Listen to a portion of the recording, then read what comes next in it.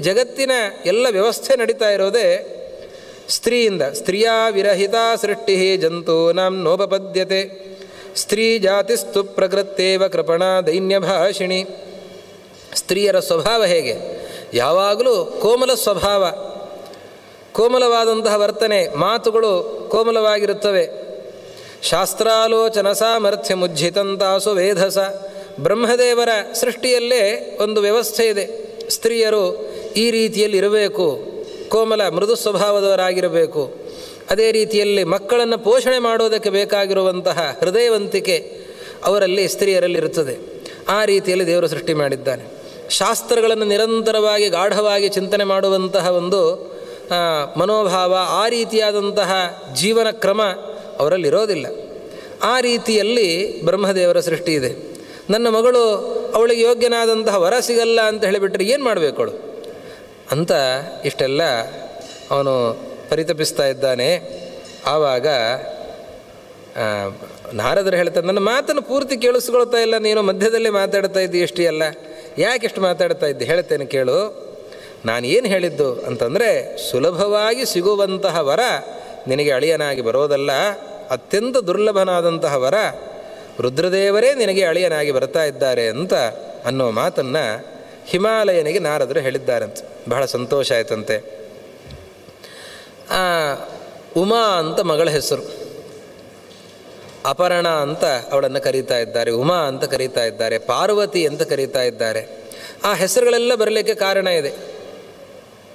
ಮಾ ಅಂತ, ಮಾ ಅಂತಂದರೆ ಬೇಡ ಅಂತ. ಆ ಮಗಳು ಯಾವಾಗಲೂ ತಪಸ್ಸನೆ ಮಾಡ್ತಾ ಇರೋಳಂತೆ, ಚಿಕ್ಕ ಹುಡುಗಿದ್ದಾಗಿಂದಲೇ ತಪಸ್ಸು. ಯಾಕೆಷ್ಟು ಕಷ್ಟಪಟ್ಟ ತಪಸ್ಸನ್ನು ಮಾಡ್ತೀಯ ಅಂತ, ತಪಸ್ಸನ್ನು ಮಾಡಬೇಡ ಅಂತ ಹೇಳೋದಕ್ಕೆ ಮಾ ಹೇ ಮಗಳೇ ಅಂತ ಸಂಬೋಧನೆ ಮಾಡಿ, ಮಾ ತಪಸ್ಸನ್ನು ಮಾಡಬೇಡ ಅಂತ ತಡೀತಾ ಇದ್ದದ್ದಕ್ಕೆ ಉಮಾ ಅಂತನ್ನೋ ಹೆಸರು ಅವಳಿಗೆ ಬಂದಿದೆ. ಅಪರ್ಣ, ಎಲೆಯನ್ನೂ ತಿನ್ನದೇನೆ ತಪಸ್ಸನ್ನು ಮಾಡಿದವಳು. 3 ಜನ, ಏಕಪರ್ಣ, ಅಪರ್ಣ, ಏಕಪರ್ಣ, ಪರ್ಣ ಅಂತ 3 ಜನ ಹೆಣ್ಣು ಮಕ್ಕಳು ಹಿಮಾಲಯನಿಗೆ. ಆ ಅಪರ್ಣ ಎಲೆಯನ್ನೂ ತಿನ್ನದೇನೆ ತಪಸ್ಸನ್ನು ಮಾಡಿದಂಥವಳು.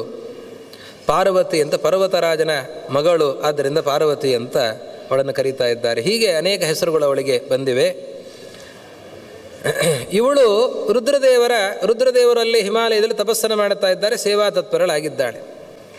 ಇಂದ್ರದೇವರು ಅಲ್ಲಿ ಪಾರ್ವತೀ ದೇವಿ ಇದ್ದಾಳೆ, ರುದ್ರದೇವರಿದ್ದಾರೆ.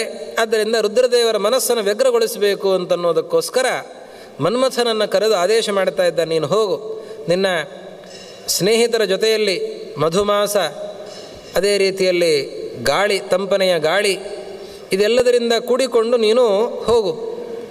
ಅದೇ ನಿನ್ನ ಜೊತೆಯಲ್ಲಿ ಅಪ್ಸರಾ ಸ್ತ್ರೀಯರು ಬರ್ತಾರೆ, ಗಂಧರ್ವರು ಬರ್ತಾರೆ, ನೀನು ಜೊತೆಯಲ್ಲಿ ಹೋಗಿ ರುದ್ರದೇವರ ಮನಸ್ಸನ್ನು ವ್ಯಗ್ರಗೊಳಿಸು ಅಂತ ಹೇಳಿದ್ದಾನಂತೆ. ಬಂದ ಮನ್ಮಥ, ಬಂದ, ನೋಡಿದ ಎಲ್ಲ ನೃತ್ಯ, ಗೀತ, ವಾದ್ಯ ಎಲ್ಲ ನಡೀತಾ ಇದೆ. ಒಳ್ಳೆಯ ವಸಂತ ಮಾಸ ಬಂದಿದೆ. ಇವನು ಮನ್ಮಥ ನೋಡ್ತಾ ಇದ್ದಾನೆ, ಏನಾದರೂ ಮನಸ್ಸನ್ನು ವ್ಯಗ್ರಗೊಳಿಸಲಿಕ್ಕೆ ಸಾಧ್ಯ ಇದೆಯಾ ಅಂತ ಪ್ರಯತ್ನ ಪಡ್ತಾ ಇದ್ದಾನೆ, ಪರಿಶೀಲನೆ ಮಾಡ್ತಾ ಇದ್ದಾನೆ. ಏನು ಮಾಡಿದರೂ ಕೂಡ ರುದ್ರದೇವರ ಮನಸ್ಸು ವಿಚಲಿತ ಆಗ್ತಾ ಇಲ್ಲ. ಅದಕ್ಕೆ ಬಹಳ ವಿಚಾರ ಮಾಡಿದ. ಕೊನೆಯಲ್ಲಿ ಹೇಗಾದರೂ ಮಾಡಿ ಇವರ ಮನಸ್ಸನ್ನು ವ್ಯಗ್ರಗೊಳಿಸಬೇಕು ಅಂತ, ಹೊರಗಿನಿಂದ ಸಾಧ್ಯ ಇಲ್ಲ, ಒಳಗೆ ಹೊಕ್ಕು ಏನಾದರೂ ಮಾಡಬೇಕು ಅಂತ ಅವನು ವಿಚಾರ ಮಾಡಿ ಅವರ ಕಿವಿಯ ಮೂಲಕ ಹೃದಯವನ್ನು ಪ್ರವೇಶ ಮಾಡಿದ. ಪ್ರವೇಶ ಮಾಡಿ ಆ ಹೃದಯದಲ್ಲಿ ಕ್ಷೋಭೆಯನ್ನು ಉಂಟು ಮಾಡ್ತಾ ಇದ್ದಾನೆ. ರುದ್ರದೇವರ ಮನಸ್ಸು ಒಂಚೂರು ವಿಚಲಿತ ಆಗಲಿಕ್ಕೆ ಶುರು ಆಯಿತು. ಅವರು ಆಲೋಚನೆ ಮಾಡ್ತಾ ಇದ್ದಾರೆ, ಯಾಕೆ ನನ್ನ ಮನಸ್ಸು ವಿಚಲಿತ ಆಗ್ತಾ ಇದೆ? ಸ್ವಲ್ಪ ಹೊತ್ತು ಆಲೋಚನೆ ಮಾಡ್ತಾ ಇರುವಂತೆ ಸಿಟ್ಟು ಬರಲಿಕ್ಕೆ ಶುರು ಆಯಿತು ಅವರಿಗೆ. ನನ್ನ ಮನಸ್ಸು ಹೀಗೆ ವಿಚಲಿತ ಆಗೋದಲ್ಲ, ಆದರೆ ಯಾಕೆ ನನ್ನ ಮನಸ್ಸು ವಿಚಲಿತ ಆಗ್ತಾ ಇದೆ ಅಂತ ಅವರಿಗೆ ಸಿಟ್ಟು ಬಂದಿದೆ. ಅಷ್ಟೊತ್ತಿಗೆ ಕಾಮ ಒಳಗಡೆ ಇದ್ದರೆ ಏನಾದರೂ ತೊಂದರೆ ಆದೀತು ಅಂತ ಹೊರಬಂದಾಗ ನೋಡ್ತಾ ಇದ್ದಂತೆಯೇ ಇವನು ಒಳಗೆ ನಿಂತು ಇಷ್ಟು ಕೆಲಸವನ್ನು ಮಾಡಿದ್ದಾನೆ ಅಂತ ಗೊತ್ತಾಗಿ ರುದ್ರದೇವರು 3ನೇ ಕಣ್ಣನ್ನು ತೆಗೆದಿದ್ದಾರೆ. 3ನೇ ಕಣ್ಣನ್ನು ತೆಗೆದಾಗ ಅವನಲ್ಲೇ ಸುಟ್ಟು ಭಸ್ಮನಾಗ್ತಾ ಇದ್ದಾನೆ. ಅವನು ಭಸ್ಮನಾದಾಗ ರತೀದೇವಿ ವಿಲಾಪವನ್ನು ಮಾಡ್ತಾ ಇದ್ದಾಳೆ, ದುಃಖವನ್ನು ಪಡ್ತಾ ಇದ್ದಾಳೆ. ಪತಿ ಮೃತನಾಗಿದ್ದಾನೆ ಅಂತ ಆ ಹಿಮಾಲಯದಲ್ಲಿ ತನ್ನ ದುಃಖವನ್ನು ತೋಡಿಕೊಂಡಿದ್ದಾಳೆ. ರುದ್ರದೇವರು ಹೇಳ್ತಾರೆ. ಅನಂಗ ಅಂತ ಅವನಾಗ್ತಾನೆ, ಅವನಿಗೆ ಶರೀರ ಇರೋದಿಲ್ಲ, ಆದರೆ ಮುಂದೆ ಕೃಷ್ಣನಲ್ಲಿ ಪ್ರದ್ಯುಮ್ನಾಗಿ ಹುಟ್ಟಿ ಬರ್ತಾನೆ ಅಂತೆಲ್ಲ ಹೇಳಿದ್ದಾರೆ. ನಂತರದಲ್ಲಿ ಈ ಪಾರ್ವತಿಗೆ ಇನ್ನಷ್ಟು ವ್ಯಥೆ ಆಯಿತು. ರುದ್ರದೇವರು ಇಷ್ಟು ವಿಚಲಿತರೇ ಆಗೋದಿಲ್ಲ ಅಂತಾದಾಗ ನಾನು ಇವರನ್ನು ವರನನ್ನಾಗಿ ಹೇಗೆ ಪಡಿಬೇಕು, ಪತಿಯನ್ನಾಗಿ ಹೇಗೆ ಪಡಿಬೇಕು ಅಂತ ಬಹಳ ಕಠಿಣವಾದ ತಪಸ್ಸನ್ನು ಪಾರ್ವತೀದೇವಿ ಮಾಡಿದ್ದಾಳೆ.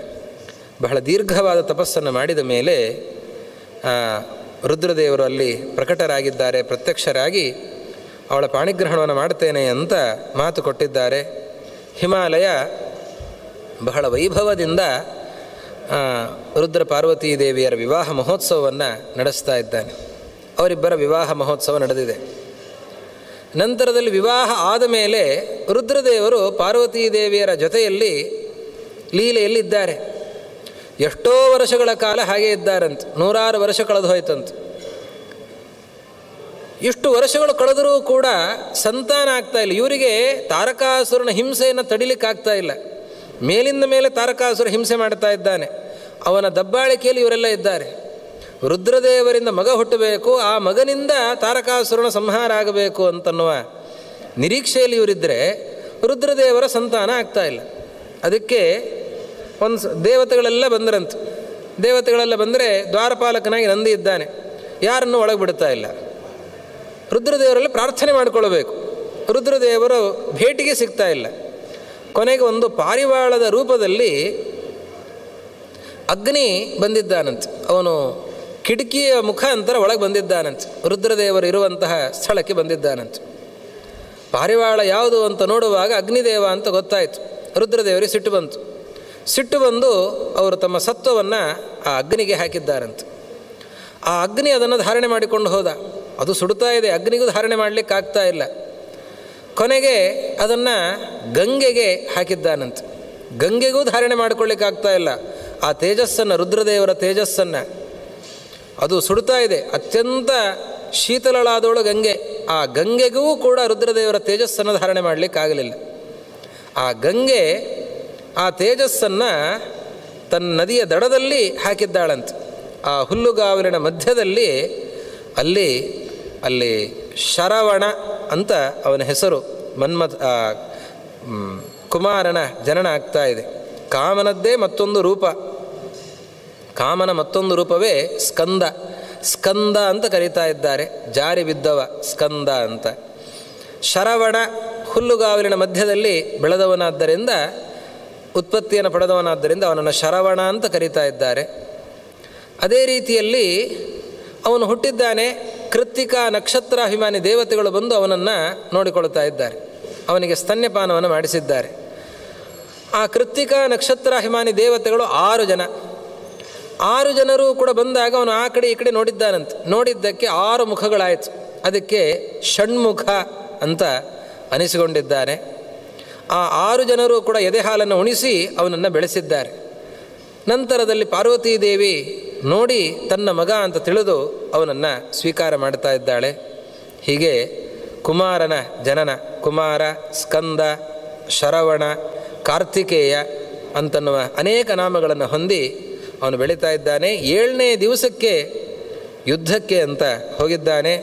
ತಾರಕಾಸುರನ ಜೊತೆಯಲ್ಲಿ ಭೀಕರವಾದಂತಹ ಯುದ್ಧ ನಡೆದು ತಾರಕಾಸುರನ ಸಂಹಾರವನ್ನು ಮಾಡ್ತಾ ಇದ್ದಾನೆ ಮನ್ಮಥ.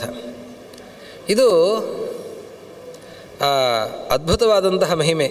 ಸೇನಾಪತಿಯಾಗಿ, ಸೇನಾನಿಯಾಗಿ, ಸ್ಕಂದನಾಗಿ ಬಂದಿದ್ದಾನೆ. ಇವನ 3 ರೂಪಗಳು ನೋಡಿ ಬಹಳ ಆಶ್ಚರ್ಯಕರವಾಗಿರುವಂಥದ್ದು. ಒಂದು ರೂಪ ಮನ್ಮಥ. ಆ ಮನ್ಮಥನೇ ಇನ್ನೊಂದು ರೂಪದಿಂದ ಸ್ಕಂದನಾಗಿ ಬಂದಿದ್ದಾನೆ. ಇನ್ನೊಂದು ರೂಪದಿಂದ ಸನಕನಾಗಿದ್ದಾನೆ. ಬಹಳ ವಿಶೇಷಗಳಿವೆ ಅವನಲ್ಲಿ. ಒಂದು, ಅವನು ಸ್ಕಂದನಾಗಿ, ಕುಮಾರನಾಗಿ ಬ್ರಹ್ಮಚರ್ಯಕ್ಕೆ ಅಭಿಮಾನಿಯಾಗಿದ್ದಾನೆ. ಇವತ್ತು ಬ್ರಹ್ಮಚಾರಿಯ ಆರಾಧನೆ ಮಾಡಬೇಕಂದ್ರೆ ಸುಬ್ರಹ್ಮಣ್ಯನ ಆರಾಧನೆಯನ್ನು ಮಾಡುತ್ತೇವೆ. ಸುಬ್ರಹ್ಮಣ್ಯನ ಆರಾಧನೆ, ಸ್ಕಂದ ಷಷ್ಠಿ ಅಂತ ಹೇಳಿ ಸುಬ್ರಹ್ಮಣ್ಯನ ಆರಾಧನೆ. ಬ್ರಹ್ಮಚರ್ಯಕ್ಕೆ ಅಭಿಮಾನಿಯಾದಂಥವನು ಸುಬ್ರಹ್ಮಣ್ಯ. ಕುಮಾರ, ಸ್ಕಂದ, ಸುಬ್ರಹ್ಮಣ್ಯ ಅನೇಕ ನಾಮಗಳಿವೆ. ಬ್ರಹ್ಮಚರ್ಯಕ್ಕೆ ಅಭಿಮಾನಿಯಾದಂಥವನು. ಅವನೇ ಇನ್ನೊಂದು ರೂಪದಿಂದ ಮನ್ಮಥ, ಅವನು ಗಾರ್ಹಸ್ಥ್ಯಕ್ಕೆ ಅಭಿಮಾನಿಯಾದಂಥವನು, ರತಿಪತಿಯಾದಂಥವನು. ಇವತ್ತು ಎಲ್ಲ ದಂಪತಿಗಳಿಗೆ ಒಳ್ಳೆಯ ಸಂತಾನ ಆಗಬೇಕು ಅಂತಾದರೆ ಮನ್ಮಥನ ಅನುಗ್ರಹ ಆಗಬೇಕು. ಹೀಗೆ ಒಂದು ರೂಪದಿಂದ ಗಾರ್ಹಸ್ಥ್ಯಕ್ಕೆ ಅಭಿಮಾನಿ, ಇನ್ನೊಂದು ರೂಪದಿಂದ ಬ್ರಹ್ಮಚರ್ಯಕ್ಕೆ ಅಭಿಮಾನಿ. ಬರೀ ಬ್ರಹ್ಮಚಾರಿ ಅಲ್ಲ, ಬ್ರಹ್ಮಚರ್ಯ ವ್ರತಕ್ಕೆ ಅಭಿಮಾನಿ. ಒಬ್ಬ ಗೃಹಸ್ಥ ರತಿಪತಿ ಮಾತ್ರ ಅಲ್ಲ, ಗಾರ್ಹಸ್ಥ್ಯಕ್ಕೆ ಅಭಿಮಾನಿ, ಗೃಹಸ್ಥ ಧರ್ಮಕ್ಕೆ ಅಭಿಮಾನಿಯಾದಂಥವನು. ಸತ್ಕಾಮನೆ, ಪುರುಷರಿಗೆ ತಮ್ಮ ಸ್ತ್ರೀಯಲ್ಲಿ ಅಥವಾ ಸ್ತ್ರೀಯರಿಗೆ ತಮ್ಮ ಪುರುಷನಲ್ಲಿ ಯೋಗ್ಯವಾದ ಆಸೆ ಹುಟ್ಟೋದಕ್ಕೆ ಕಾರಣ ಅವನು ಮನ್ಮಥ. ಕೆಟ್ಟ ಆಸೆ ಏನಿದೆ, ದುಷ್ಟ ಕಾಮನೆ, ಪರಸ್ತ್ರೀಯರಲ್ಲಿ ಅಥವಾ ಪರಪುರುಷರಲ್ಲಿ ಆಸೆ ಏನಿದೆ, ಅದು ಬರೋದು ಕಾಲನೇಮಿ ಎಂಬ ದೈತ್ಯನಿಂದ. ಅದಕ್ಕೆ ಮನ್ಮಥ ಕಾರಣ ಅಲ್ಲ.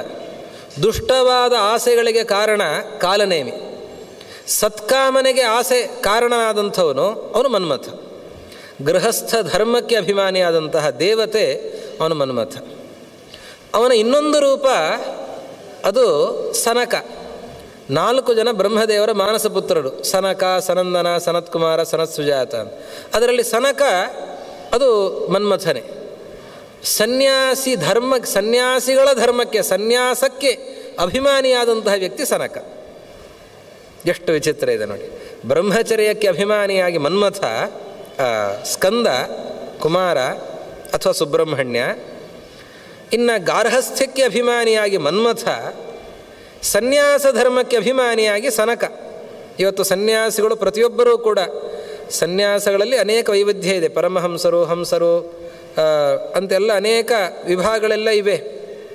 ಎಲ್ಲರೂ ಕೂಡ ತಮಗೆ ಮೂಲ ಪುರುಷರನ್ನಾಗಿ, ಸನ್ಯಾಸ ಧರ್ಮಕ್ಕೆ ಪ್ರವರ್ತಕರನ್ನಾಗಿ ಸನಕರನ್ನು ಪೂಜಿಸ್ತಾರೆ. ಸನಕಾದಿಗಳಿಂದ ಬಂದಂತಹ ಪರಂಪರೆ ಅಂತ.